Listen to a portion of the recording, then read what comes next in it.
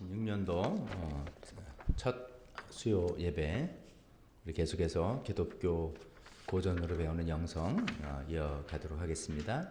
오늘은 로렌스 형제, 브라더 로렌스로 이렇게 많이 알려져 있는 분이죠. 하나님의 임재 연습이라는 책 내용으로도 많이 알려져 있는 분인데 이분에 대해서 또 이분의 책에 대해서 살펴보는 시간 갖겠습니다. 본문은 고린도전서 10장 31절 그 교환에 써 있는데 같이 한번 읽도록 하겠습니다. 시작. 그러므로 여러분은 먹든지 마시든지 무슨 일을 하든지 모든 것을 하나님의 영광을 위하여 하십시오. 아멘.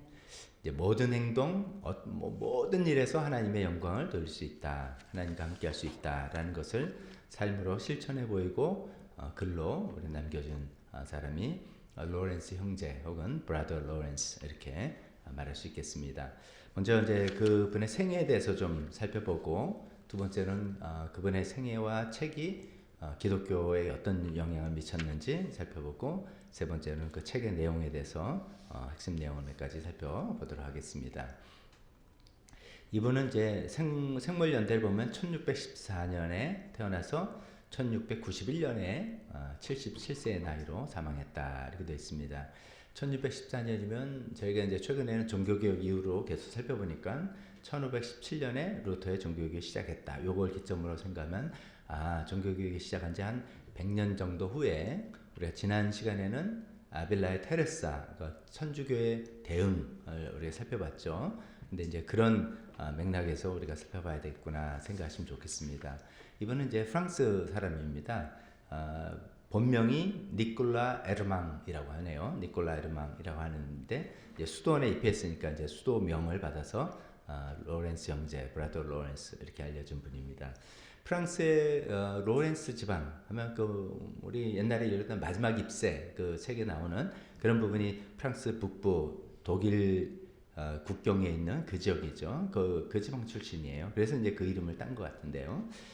그 지방이 가난한 농가에서 태어났다고 합니다. 제대로 교육도 못 받고 그래서 결국 생계를 위해서 직업 군인이 된 사람이에요. 18살의 어린 나이로 군대 입대했는데 그때 이제 그 당시에는 종교개혁이 일어나고 난 다음에 그게 어떤 신학적인 논쟁만이 아니라 이게 뭐 정치적인 여러 가지 뭐 대격변기라서 커다란 전쟁이 있었습니다. 그래서 이제 30년 전쟁이라고 주로 이제 천주교 국가들과 개신교를 받아들인 국가들, 제후들과의 싸움이 독일 영토를 중심으로 해서 뭐 30년간 있었습니다. 생각해보세요. 30년 전쟁이면 그 얼마나 유럽이 황폐화됐겠습니까? 이제 그 전쟁에 참전했는데 그 전쟁에서 자신도 이제 부상을 당하고 그 이후로 평생 절름발이로 살아갔던 사람입니다. 근데 그 사람이 이제 18세쯤에 이제 뭐 생각해보세요. 가난한 집안 태어났고 군인이고 교육받은 것도 없고 그 이제 이 지금 겨울 남옥 묵상이라는 게 정확히는 이제 이게 다치고 난 다음에 훈지 그건 제가 좀 확인은 못했는데 그럴 때쯤에 얼마나 마음이 정말 비참하고 힘들겠습니까? 그때 이제 겨울 나무, 나목 하면은 이제 이파리 다 떨어진 나무라는 뜻이잖아요. 이파리 다 떨어져서 앙상하게 있는 나무 한 그루를 보면서 어떤 묵상을 생각을 하게 된 게 이제 그 인생에서 굉장히 중요한 기점이 되는데 그런 사건을 잠깐 맞이하게 되는데 이런 예예요. 잎사귀 하나도 없는 그 나무를 보니까 딱 자기 신세예요. 가난하고 무식하고 지금 다치고 뭐 이런 아무것도 가진 게 없는 그런 자기의 처지하고 너무나 그 겨울나무가 똑같이 보였던 거예요. 근데 이제 너무 놀라운 거는 그가 그 모습을 보면서 절망하거나 이러지 않고 이런 이제 생각이 떠오른 거예요. 저 나무가 지금은 비록 잎사귀가 앙상하고 뭐 아무것도 없는 나무지만 알잖아요. 이제 봄이 되면 하나님 때라는 봄이 되면 잎사귀가 다시 나고 무성하게 이제 푸르른 나무가 될 거라는 것을 알게 되는 거죠. 그러면서 그 자기에게 대한 소망을 갖게 되는 거죠. 근데 이제 그 나무가 잎이 우거지고 열매가 맺고 하는 거는 그 나무가 잘해서가 아니라 어쩌면 그 자연의 생명력이지 않습니까? 그래서 하나님의 생명력으로 나도 이제 어떻게 내가 회복되고 일 것은 내가 스스로 노력도 해야 되겠지만 그보다도 하나님의 은혜로 이것이 이루어지는 거구나. 그 하나님의 은혜 때가 나한테 임한다면 나도 저렇게 되겠구나. 뭐 이런 생각. 또 더 나가서 저 보잘것없는 나무 한 그루도 돌보시는 하나님이라면 이 추운 길가에서 정말 가진 거 없고 무식하고 병든 나 같은 보잘것없는 인생도 하나님께서 나를 지켜보시리라는 이런 확신이 그 이제 겨울 나무를 보면서 자기 인생에서 잊지 못할 그런 시간을 갖게 된 겁니다. 뭐 일종의 영적 체험이라고 할 수도 있고 깊은 묵상이라도 할 수 있고 그런 내용이죠. 이게 나중에 이제 이 하나님의 임재라는 책은 본인이 쓴 게 아니라 이분은 뭐 아마 글 쓸 능력은 없었을 것 같아요. 이제 나중에 말씀드리겠지만 그가 이제 하나님과 이제 교제하는 것들에서 영성이 많이 알려져서 자기가 속한 지역의 대교구장, 천주교니까요. 그 버포르라는 대교구장인데 그분이 이제 그 사람이 쓴 이야기했던 내용이나 편지나 이런 걸 편집해서 책으로 냈는데 그 이제 대교구장에게 그 겨울 나무 묵상을 이렇게 회고하면서 이야기했다고 기록되어 있습니다. 그 나무 한 그루를 통해 받은 감동은 너무나 강력해서 그 이후 40년 동안 내 마음속에서 하나님을 향한 사랑의 불꽃은 단 한 번도 꺼진 적이 없습니다. 그때 18세 그 경험이 쭉 그 인생을 붙들어 왔다라고 생각해 볼 수 있겠습니다. 자, 그렇게 해서 이제 뭐 큰 어떤 영적 체험이라면 체험이고 그런 깊은 묵상에 18세 어린 나이에 했는데 두 번째로 이제 불구가 청년, 그가 처한 현실은 가혹했습니다. 절름발이에요. 무식해요. 집안도 가난해요. 할 수 있는 게 거의 없었어요. 그리고 이제 직업 군인이 되고 싶었지만 이제 그 장애를 당하니까 요즘 말로 하면 의가사 제대를 해서 생계를 위해서 어찌어찌 하다가 이제 그 프랑스 수도 파리의 왕실 재무관의 하인 중에 한 사람으로 일을 하게 됐습니다. 그러니까 뭐 재무관이라니까 머리를 쓰는 그런 일은 당연히 아니죠. 이 사람은 이제 노동을 하는 사람이니까. 근데 그 시기에 하인으로 인한 시기에 그러니까 자기에게 가장 자괴감이 드는 그런 시기였다 그럽니다. 다리가 불편하니까 일도 힘들겠죠. 그리고 손이 이렇게 서툴렀나 봐요. 뭐 그런 분 있잖아요. 뭐 우리가 농담으로 마이너스 손, 뭐 그래서 만지기만 하면 망가뜨리고 뭐 이런 것처럼 물건 깨뜨리고 실수하고 그래서 맨날 주인에게 꾸중 듣고 막 그래서 자존감이 완전 바닥에 떨어졌어요. 그래서 자기 스스로를 나는 정말 세상에서 쓸모없는 존재구나 이렇게 생각할 대로 열등감이 아주 빠져있던 그런 사람입니다. 이제 그런 시기를 걷다가 이제 3번 수도회를 입회하게 되는데 내가 안 되겠다 이런 마음에서 수도회에 입회하기로 결심을 했습니다. 그때 한 26살 정도. 나이는 이제 정확히 알려지는 않았습니다만 대충 20대 중반쯤에 수도원에 입회를 한 것 같습니다. 근데 보통 우리가 이제 수도원에 들어간다 그러면 어떤 생각이면 굉장히 나는 이제 수도를 하고 영적으로 묵상을 하고 내 인생을 하나님께 말씀 묵상과 기도에 드리고 뭐 이런 이제 목적으로 가는 거잖아요. 근데 이제 브라더 로렌스는 그런 마음이 아니라 좀 전에 말씀드린 것처럼 내가 너무 난 서툴고 나는 너무 실수와 과거에 아마 군인으로서 그 전에 뭐 잘못한 것도 많고 그래서 이거를 수도원에 들어가서 나는 벌을 받고 고난을 당함으로써 내 죄를 좀 씻어야 되겠다라는 어떤 참회의 마음, 어쩌면 자기 부인의 마음 이런 마음으로 수도원에 입회를 했다고 합니다. 그래서 우리가 이제 이 사람을 본명이 이제 니콜라 에르망이라고 하지만 로렌스 형제 혹은 브라더 로렌스 이렇게 알려진 이유는 이제 수도원에 가서 수도자 명이죠. 새로 이름을 받은 거죠. 그러니까 로렌스 출신이니까 브라더 로렌스 이렇게 이름을 붙이게 된 겁니다. 근데 왜 이 사람은 수도사인데 왜 수도사면은 영어로는 monk 뭐 이런 건데 왜 브라더인가 이거 질문하면 당시 캐톨릭 수도원에는 수행하는 어떤 성격과 직무에 따라서 굉장히 엄격한 계급의 선이 있었다고 합니다. 그래서 우리가 보통 이제 수도사라고 우리가 알고 있는 그 영어로 monk라는 분은 더 전문적인 용어로 말하면 성가대 monk, choir monk라고 합니다. 그러니까 choir monk라서 choir 노래를 하는 사람만이라는 뜻이 아니라 여러분 한번 성당이나 이런 데 가보신 적 있으면 그 유럽 투어라든지 아니면 뭐 어디라든지 한번 그림을 그려보면 제일 단위에는 사제가 이제 집전을 하잖아요. 예배를 인도하고 그 앞에가 성가대석이 저 뒤에 있거나 옆에 성가대석이 있는 거예요. 그 다음에 일반 회중들은 저 뒤쪽에 이렇게 이제 앞에 성가대석 부분이 굉장히 넓습니다. 천주교 가보면. 그래서 여긴 좀 아무나 못 앉는 그런 거죠. 그러니까 여기서 이제 멍크라고 수사라고 하는 사람들은 좀 이런 사람들이에요. 좀 이렇게 옛날 이제 그 캐톨릭 역사에서는 그 유럽 역사에서는 귀족 출신, 지식인 계층 이런 사람들이 수도사가 되는 거거든요. 왜냐면 그 사람들은 라틴어를 다 알 줄 아는 사람이고 라틴어 성경을 읽고 라틴어로 예배 예식을 인도하고 하는 지식층이에요. 아무나 수도사가 될 수 있는 게 아니에요. 그래서 이제 그런 사람들이에요. 그 사람들을 성가대 수사 혹은 영어로 콰이어 멍크라고 부르는 사람들인데 이제 브라더 로렌스는 아까 말씀드렸지만 배운 것도 없고 계급도 지위도 낮고 이런 사람이죠. 이런 사람들을 평수사라고 합니다. 영어로 lay brother이라고 합니다. lay brother. 그래서 브라더 로렌스, 브라더 형제 이렇게 이름이 된 겁니다.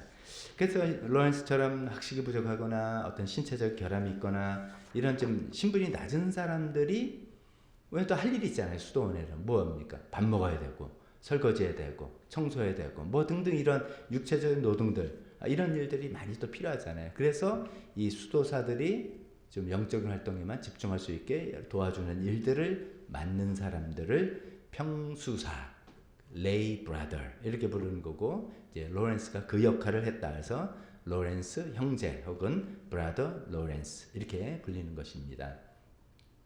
제가 요번에 이걸 조사하면서 한 가지 더 알게 된 거예요. 혈통적인 차별도 있었다. 참 놀랐어요. 카톨릭은 지난번에 이제 작년이지만 아벨라의 테레사를 우리가 살펴볼 때 그 사람이 스페인 사람이라고 했잖아요. 이게 천주교는 가장 천주교가 강한 두 나라를 하자면 첫 번째 이탈리아, 두 번째 스페인이에요. 그게 천주교 국가예요. 그래서 이제 이 1600년 되니까 이때만 해도 캐톨릭의 중심은 이 두 나라란 말이죠. 즉 그러면 캐톨릭 교회 안에서 이탈리 사람이나 스페인 사람들은 굉장히 특권층이고 그 밖에 다른 나라 사람들은 좀 이렇게 하층이고 뭐 이런 거예요. 지금 이제 이 그 브라더 로렌스가 입회한 수도원은 파리 근처에 있는 프랑스 파리 근처에 있는 수도원이에요. 막 시작한 지 얼마 안 됐어요. 새로 이제 시작한 건데 그 지난번에 왜 수도회가 많이 있다 그랬잖아요. 프란치스코, 도미니칸 뭐 등인데 카르멜 수도에서 개혁을 해서 맨발의 카르멜 수도회라고 또 하나를 만들었다 이렇게 말씀드렸는데 이 맨발의 카르멜 수도회예요. 근데 이게 이제 아빌라의 테레사의 전통이잖아요. 그러니까 굉장히 전통 있는 그러니까 스페인 사람들이 다 수도사들이에요. 스페인 사람들이. 그 반면에 그 로렌스처럼 그 프랑스 사람들은 자기 나라인데 이게 좀 이상하죠. 자기 나라인데 자기 나라에 있는 수도원인데 그 사람은 이제 천대시 받는 두 번째 2등 시민 같은 거예요. 그래서 이제 뭐 이거를 굳이 우리말로 편향하면 방인 수사. 이 뭐냐면 이방인이 아닌 로컬 피플인 수사인데 그럼 더 좋을 것 같은데 아니에요. 개념으로 프랑스하고 이태리하고 스페인이 아니기 때문에 이런 사람들 좀 천한 사람들 이렇게 취급받는 겁니다.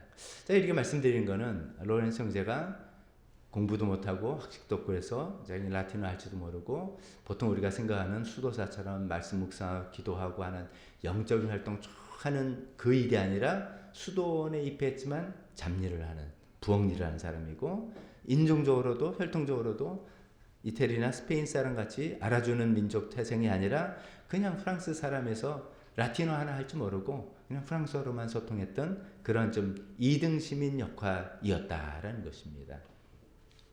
로렌스가 이건 모르고 입회했느냐? 알았다는 거예요. 그리고 자기가 이제 입회하면 자기는 어떤 역할을 하고 어떤 취급을 받는 거 다 알면서도 아까 말씀드린 그런 이유로 수도회를 입회하고 수도회 입회하니까 일들이 이제 배정받는데 뭐 빨래 뭐 많이 있을 거 아닙니까? 일반 생활을 해야 되니까 배정받은 일이 주방의 일이었다 이죠.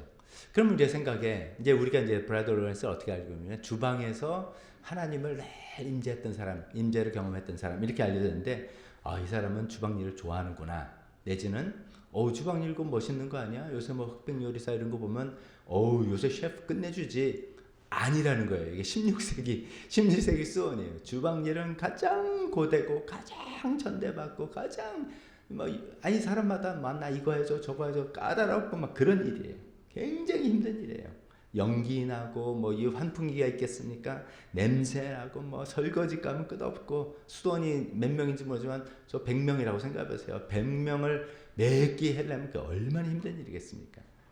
그래서 자기도 처음에는 너무 그게 힘들었어요. 군인 출신이잖아요. 이 사람은 거친 사람이에요. 근데 그 일을 하는 게 너무 좀 힘들었지만 또다시 자기 부인, 내가 싫어하는 이 일을 하나님에 대한 사랑으로 기쁘게 받아들이겠다라고 서약을 하고 서원을 하고 그 일을 묵묵히 감당했다는 것입니다. 이 로렌스 형제는 이제 영성 우리가 살펴보는데 굉장히 독특한 인물이고, 사실 우리가 오늘날 우리가 살아가는 소위 생활 영성이라고 할 수 있는 거죠. 주일날 교회 와서 예배 잘 드리자가 아니라 우리가 매일매일 일상 삶이 하나님과 함께하는 시간이고 등등 이렇게 우리가 강조하는 것을 굉장히 큰 영향을 줬던 그런 분입니다. 그래서 소위 이제 부엌의 성자라고도 알려진 분인데, 근데 그분이 그러면 이렇게 마음 탁 먹고 전부 다 잘했냐? 천만의 말씀이죠. 한 10년 정도는 처절한 시행착오를 겪으면서 영적 투쟁을 했다라고 이제 알려지는데, 몇 가지만 한번 말씀드려 보겠습니다. 이런 게 이제 우리한테는 좀 위로가 되는 것 같아요. 처음에는 어떤 시행착오를 겪었냐면, 이제 천주교의 이제 교리에 하면은 고행이라는 게 있잖아요. 육체를 학대함으로써 자기 정신을 주님께서 나오고 용서 구함가를 확인하고 등등 여러 가지 있잖아요. 그런 고행. 그 다음에 천주교에는 어떤 기도문, 기도 방법, 기도법 이런 것들이 굉장히 많이 있잖아요. 지난번에 살펴본 아빌라 테레사의 여러 가지 내면의 성, 그것도 일종의 그런 방식이죠. 그런 것들이 굉장히 발달돼 있었어요. 그 이제 로렌스도 이제 수도원에 처음 들어와가지고선 자기는 부엌일 하지만 자기도 미사 참석하고 그런 거 하니까 하는데 뭐 너무너무 힘든 거예요. 뭐 쉽게 말하면 너무 자기 체질이 아닌 거예요. 이 사람은 이제 좀 단순무식, 뭐 거칠고 이런 사람이라 했잖아요. 그런 것들이 너무 복잡하고 하면 할수록 더 힘든 거예요. 그래서 그 갈등을 하다가 계속을 맞추려고 하다가 이런 결심을 하죠. 나는 이런 복잡한 체계가 안 맞는 사람이다. 그래서 나는 그냥 어린아이처럼 단순하게 하나님과 대화하는 식으로 바꿔야 되겠다라고 스스로 자기에 맞게 그냥 맞춰 나간 것이죠. 복잡하고 이런 것들 안 하고 한 것이죠.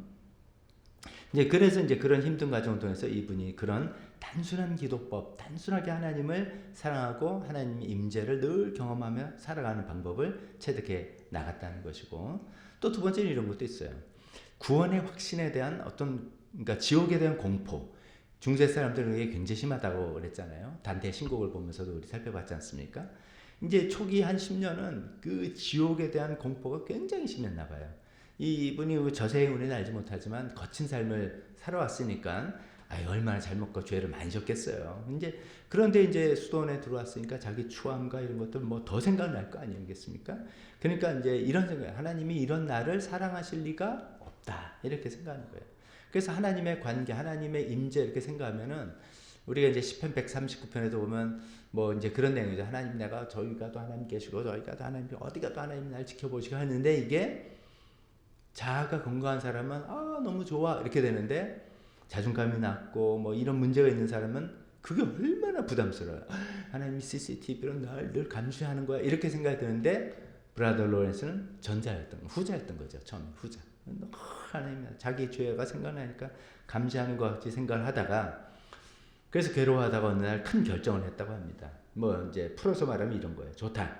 내가 지옥에 가더라도 그건 하나님의 주권이고, 내가 지옥에 갈 때 가더라도 내가 살아있는 동안만은 하나님을 사랑하다 가겠다. 뭐 이게 뭐 아무것도 아닌 것 같지만, 그래 하나님이 난 죄인이라서 지옥 보낸다면 그건 하나님 소관이니까 그건 하나님께 맡겨드리고, 나는 살아있는 동안만은 하나님을 사랑하면서 여기서 하루하루 누리고 가겠다라고 이제 마음을 탁 바꿔먹었다는 것이죠.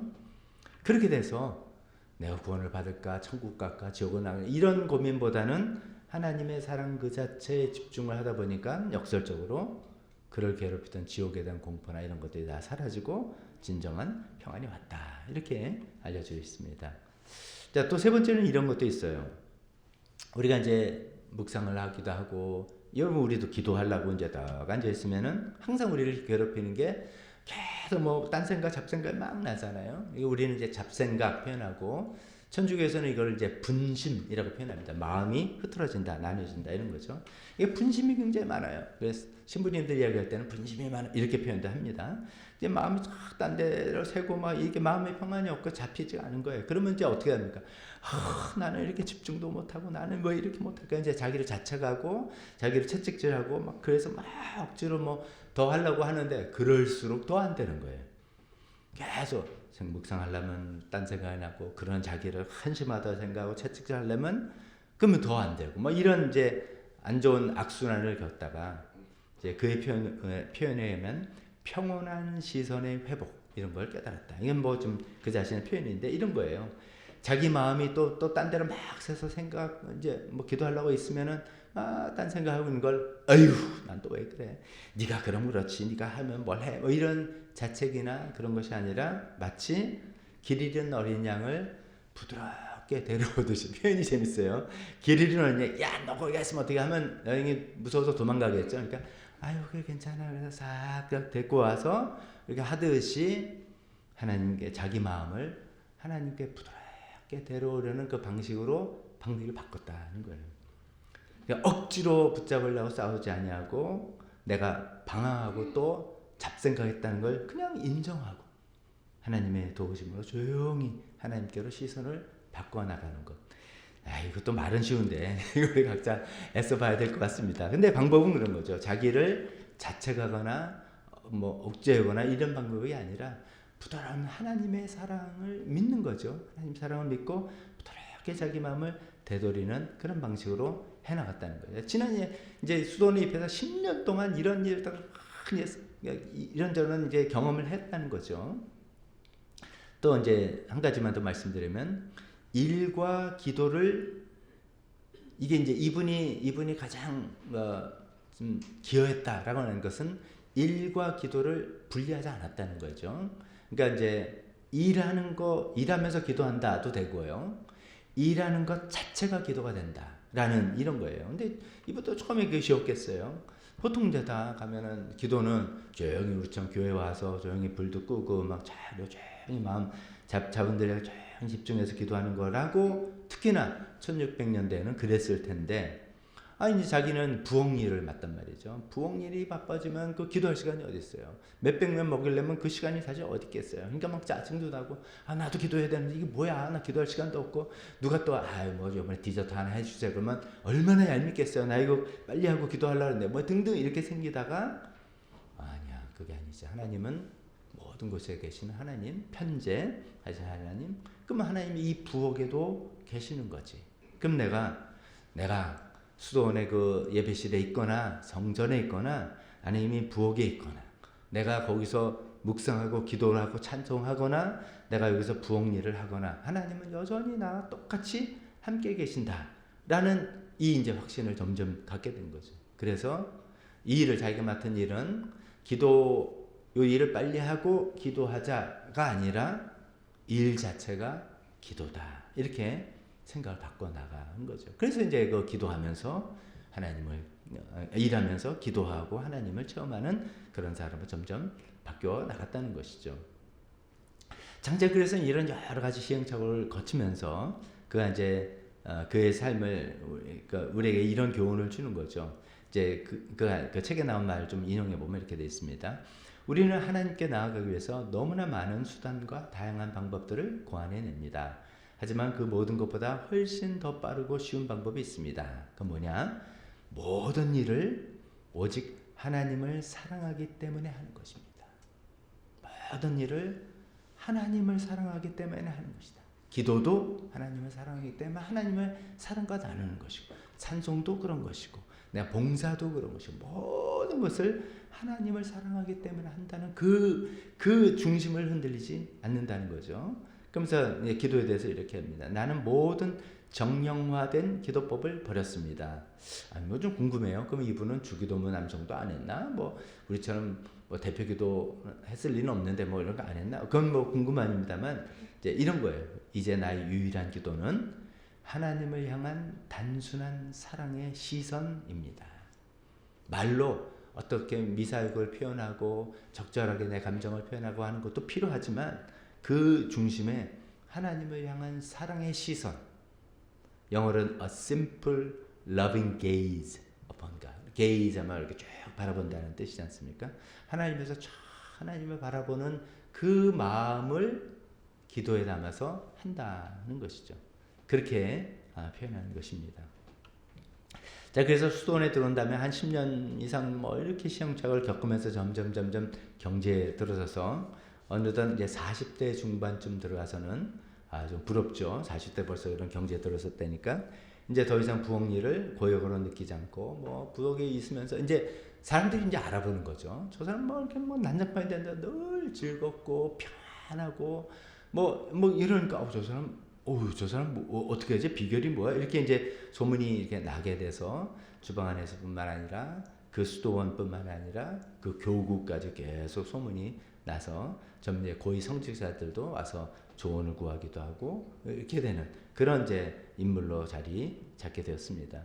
그래서 나이가 점점 들고 이제 힘이 없으니까 이제 부엌 일은 주방 일은 힘들어서 이제 수도원에서는 당신 얘기가 너무 힘드니까 샌들 이제 옛날 사람들 샌들 신으니까 그거 수선하는 걸로 보직을 바꿔줬대요. 근데 거기서도 그 작업을 하면서도 늘 하나님과 동행하고 하나님과 함께 놀고 있다는 정도로 하나님과 함께하는 그 임재 모습을 보이다가 77세가 되는 1691년도에 하나님 부르심 받고 임종했다. 이런 인물입니다.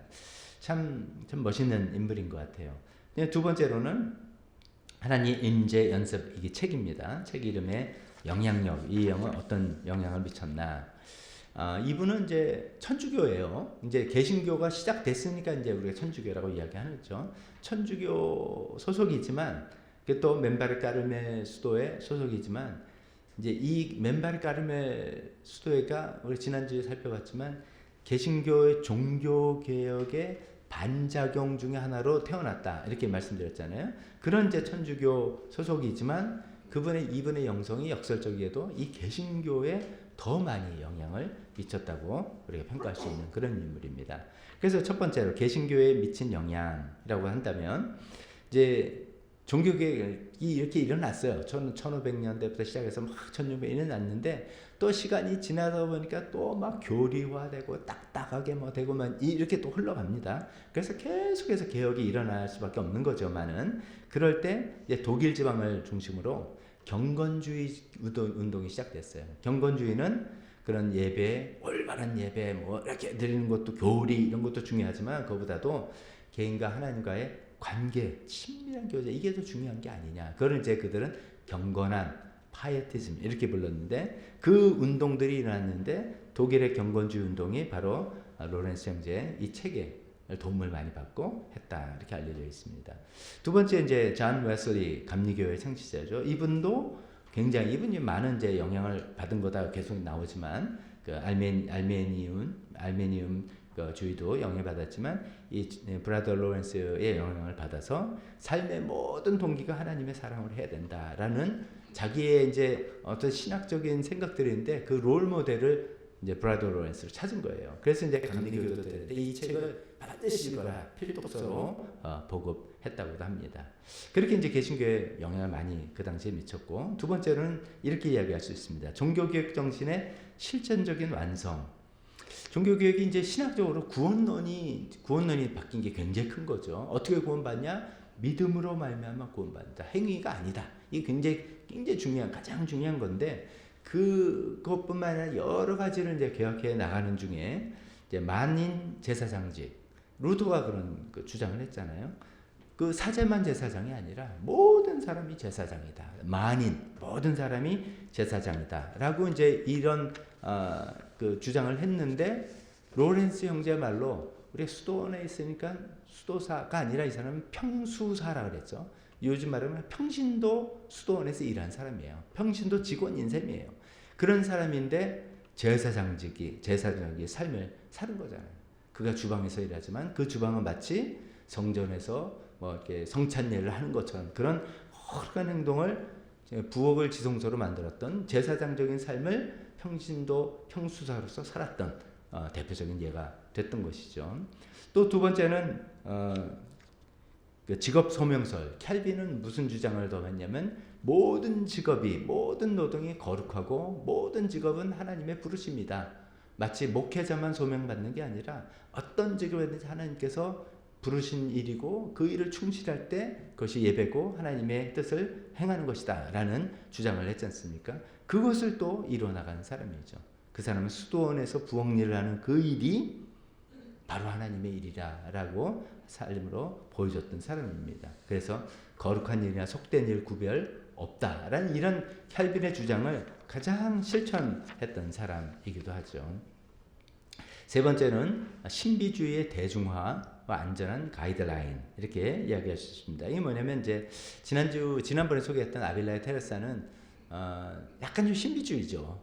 그분이 이제 뭐 깊은 묵상을 통해서 우리 영혼의 영혼이 마치 성이 있는 것 같고 성은 그 가운 중심에는 하나님이 계시고 우리가 뭐 기도와 뭘로 안 돼간다. 굉장히 신비로운 거예요. 그래서 이제 이게 그래도 도움이 되는데 신비주의는 잘못하면 이상한 데로 날아갈 수 있어요. 어디로 튈지 모르는 그런 거예요. 항상 역사적으로 그랬어요. 신비주의는 그렇게 될 수 있는데 이제 이 그 브라더 로렌스의 영성은 이거는 소수 아주 전문가 시간을 들여서 맨날 묵상만 하는 사람만이 아니라 누구나 할 수 있는 대중화를 이루게 됐을 뿐만 아니라 그의 영성은 삶으로 나타나는 거잖아요. 그게 정말 이제 브라더 로렌스 같은 영성이 그런 영성으로 기쁨이 됐다. 그러면 어떤 사람입니까?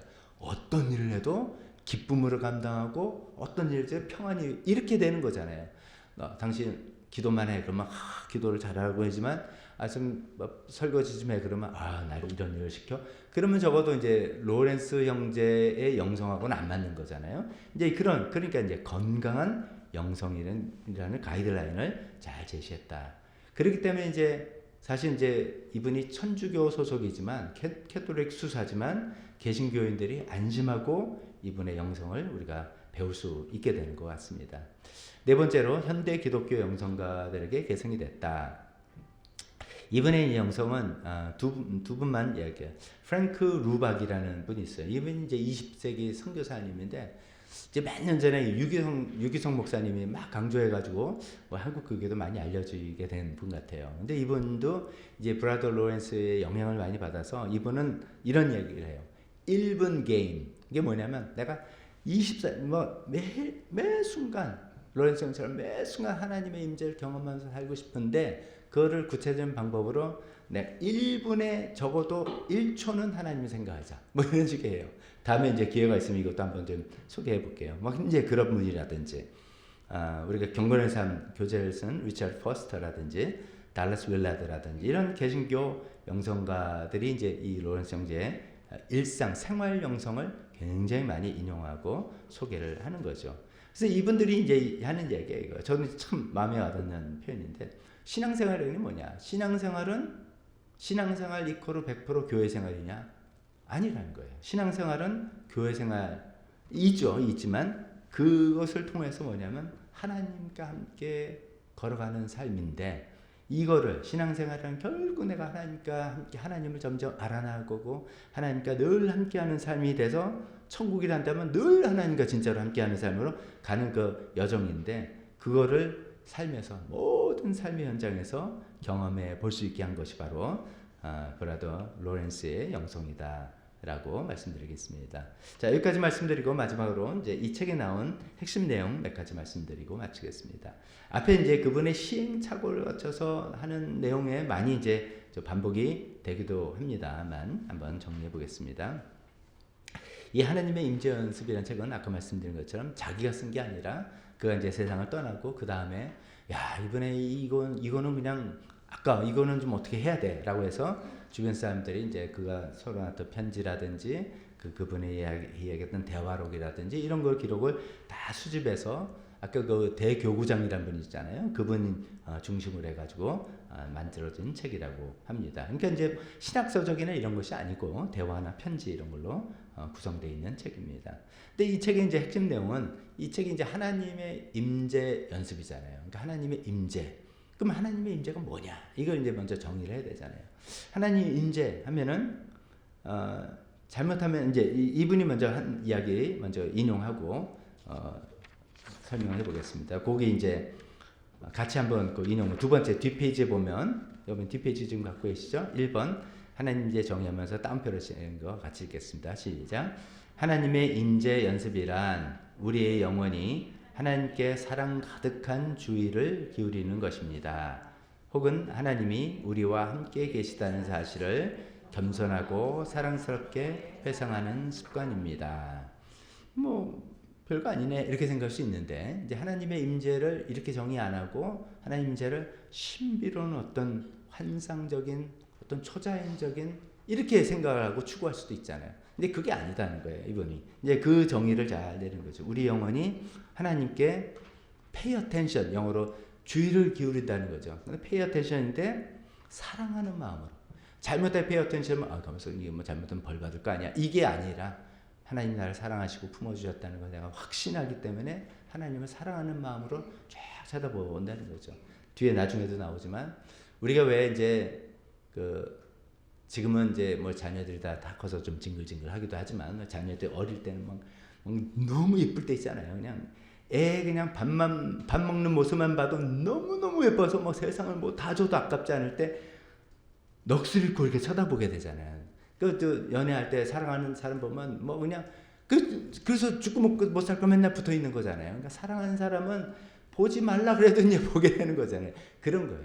우리가 하나님을 사랑해서 하나님께 시선을 드리는 그 시선에 살아가고 있는 게 바로 하나님의 임재라는 거죠. 뭐 하나님 임재 안에 들어와서 내가 뭐가 되고 이런 게 아니라 하나님과 그런 깊은 사랑 관계 있고 되는 것이다. 하면서 두 번째 그 문장에 하나님이 우리와 함께 계시다는 사실을 겸손하고 사랑스럽게 회상하는 습관이다. 라는 이 말이 이 회상이라는 것은 이제 약간 전문 용어예요. 영성 신앙에서 쓰는 전문 용어인데 우리가 보통 회상하면 과거를 돌이킨다 이렇게 생각하는 그런 회상이 아니라 여기서 이제 이 전문 용어로 회상은 다시 인식을 하고 시선을 아까 이제 분심이라고 했죠. 마음을 또 흐트렀던 걸 다시 하나님께로 시선을 돌리고 그 하나님을 기억해내고 하는 그런 의미로 이해하시면 좋겠습니다. 옛날 뭐 하나님과 함께 했던 기억을 돌이킨다는 게 아니라 내가 초점이 딴 데로 흐트러진 걸 다시 되잡는다. 뭐 이렇게 생각하셔도 좋겠습니다. 자, 그래서 하나님의 임재를 하나님의 사랑의 시선으로 바라보고 살아간다. 그것을 항상 하고 있다. 라는 그런 생각이죠. 그렇게 하면 우리에게도 큰 도전이 되고 한번 우리도 시도해 봤으면 좋겠습니다. 두 번째는 이제 아까 일터에서 예배 계속 나왔지만 그의 글을 통해서 한번 읽어보겠습니다. 첫 번째 문장 한번 읽겠습니다. 시작. 나에게 일하는 시간은 기도하는 시간과 조금도 다르지 않습니다. 나는 부엌의 소란함과 뒤섞임 속에서도 그리고 여러 사람이 동시에 서로 다른 것을 요구하는 상황 속에서도 마치 무릎을 꿇고 지성소에서 성찬례를 행하는 것처럼 아주 평온하게 하나님을 소유하고 있습니다. 자, 이런 거겠죠. 지금 이제 뭐 여러 사람 동시에 뭐 이거 달라, 뭐 나는 반찬 달라, 밥도 달라, 국밥 달라, 뭐 이 여러 가지 소일 때 우리는 어떻게 보면 저만 해도 그래요. 뭐 빨리 뭐 일이 있으면 날 귀찮게 굴 아까 말씀드린 것처럼 빨리 일 다 해결 다 하고 빨리 다 하고 그다음 내가 조용히 이제 앉아서 기도해야지. 근데 하려고 했더니 또 무슨 일이 생겨서 나 기도도 못하게. 이제 우리는 이렇게 생각을 한다면 이제 이 사람의 삶의 여건은 그게 허용이 안 되는 삶이잖아요. 어떻게 보면. 그래서 이제 어떤 경지에 오른 거죠. 그 모든 일을 하는 것 자체를 지성소는 거룩한 하나님이 임재하는 곳, 구약에 나온 그런 표현 아닙니까? 성찬례를 행하는 것, 하나님 그리스도를 함께 먹고 함께 하는 그런 거잖아요. 그런 것 같이 똑같이 평안하게 하나님을 소유하며 하나님과 관계하고 있는 겁니다. 내가 일하는 모든 순간이 하나님께 하는 시간이고 그게 기도다. 이렇게 이야기하는 거죠. 두 번째 문장 한번 또 읽어보겠습니다. 시작. 나는 계란 프라이 하나를 뒤집을 때도 오직 하나님을 사랑하는 마음으로 합니다. 만약 더 할 일이 없으면 나는 바닥에 엎드려 하나님을 경배합니다. 그분은 나에게 그 일을 할 수 있는 은혜를 주셨기 때문입니다. 계란 프라이 하나 할 때, 빨래를 하나 할 때, 청소를 할 때 모든 순간이 하나님 사랑하는 마음으로 그 자체가 기도가 된다는 일터에서의 예배라는 영성을 또 배워봅니다. 또 세 번째, 실패를 다루는 법. 아까 이제 나왔던 건데 또 같이 한번 말씀드립니다. 먼저 문장을 읽어보겠습니다. 시작. 나는 내가 잘못을 저질렀을 때 전혀 놀라지 않습니다. 나는 하나님께 이렇게 말씀드립니다. 주님, 당신께서 저를 붙들어 주시지 않으면 저는 언제나 이럴 수밖에 없는 존재입니다. 그러고는 곧바로 평안하게 하나님께 돌아갑니다. 아까 이걸 평온한 시선의 회복 이렇게 표현을 썼잖아요. 그 용어는 기억 못할지라도 내가 잘못했을 때 막 자기를 자책하고 나 왜 이러지 막 이렇게 강박관념에 빠질 게 아니라 뭐라고요? 어린 양을 부드럽게 달래서 데리고 오듯이 자기 영혼을 부드럽게 달래서 하나님께로 데리고 간다는 것이죠.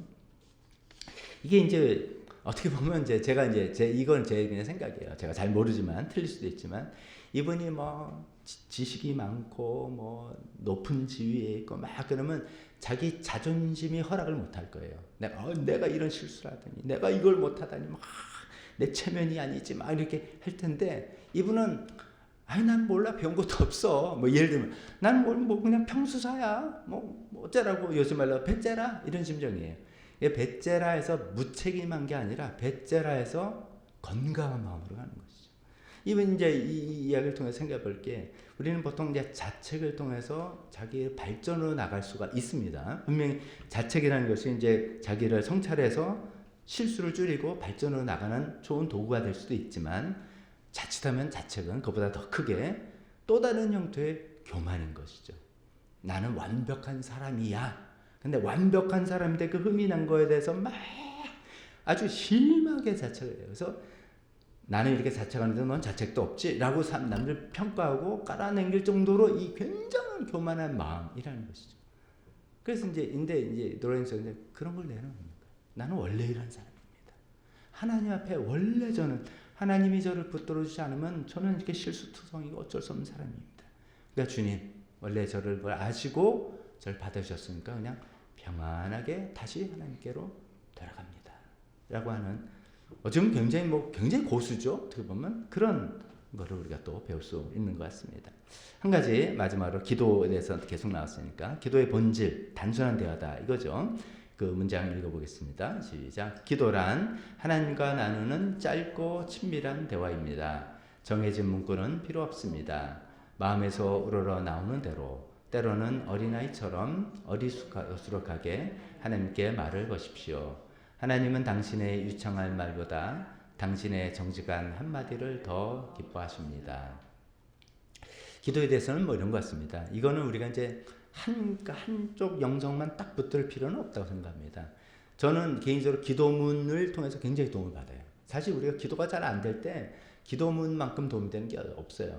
우리 신앙 좋은 분들의 기도문이라든지 성경 안에 있는 기도문이라든지 이런 기도문으로 내 마음 잡고 하는 굉장히 유익하고 기도의 균형을 잡기도 합니다. 근데 이제 이분은 또 다른 영성이죠. 이것도 우리가 많이 이제 배워볼 건데 어린아이처럼 단순하게 유창하고 미사하고 뭐 성경 교리 빠뜨리는 거 그런 게 아니라 그냥 어린아이가 그냥 진심에 그냥 우리는 짧게 한마디 하는 거잖아요. 이제 이분이 이제 하는 격식 없는 짧은 기도 이런 것들을 후대 이분은 그런 표현을 안 썼습니다만 후대 화살 기도라는 표현으로 많이 쓴 거예요. 화살 마치 순간순간마다 팍팍팍 쏴서 뭐 따발총을 다다다다다 쏘는 게 아니라 한 발 팍 금방 쏘는 거예요. 그래서 내가 필요한 그 상황에 짧게 내 그 상황을 하나님께 짧게 말씀을 드린다. 뭐 이런 것들이에요. 그래서 이제 여기 써놨죠. 예를 들어서 밑에 보면 냄비를 젓거나 신발 고치면서 수시로 이렇게 화살 기도를 했다는 거죠. 하나님, 주님은 여기 저와 함께 계십니다. 제가 하는 이 사소한 일조차 하나님을 사랑하는 마음으로 하게 해주십시오. 주님, 저는 주님을 생각하고 있습니다. 하면서 짧게 한마디 하면서 그 일을 하는. 그럴 때 이 일 자체가 기도가 된다. 뭐 그런 거죠. 유혹이 오거나 마음이 흔들릴 때 뭐 길게 뭐 할 필요 없다는 거죠. 주님, 저는 주님의 것입니다. 저를 붙들어 주시옵소서. 아니면 이제 우리가 전통적으로 알고 있는 주여 저를 불쌍히 여기소서. 뭐 이런 짧은 한마디가 충분하게 훌륭한 기도가 될 수 있다라는 것들을 또 이번을 통해서 배우게 되는 것 같습니다. 결론입니다. 그가 이제 죽기 직전에 친구에게 보낸 편지에 자기 평생을 이렇게 요약했다고 합니다. 그 밑에 써놨죠. 나는 이제 아무것도 하지 않습니다. 평생 이제 처음에 직업군인이었다가 수도원에 입혀서 부엌 일을 하다가 그 샌들 신고 수선한 수선일 하다가 했는데 이제 죽을 때 되니까 아무 일도 하지 않습니다. 그저 주님의 사랑 안에 머물며 그분을 바라보고 있을 뿐입니다.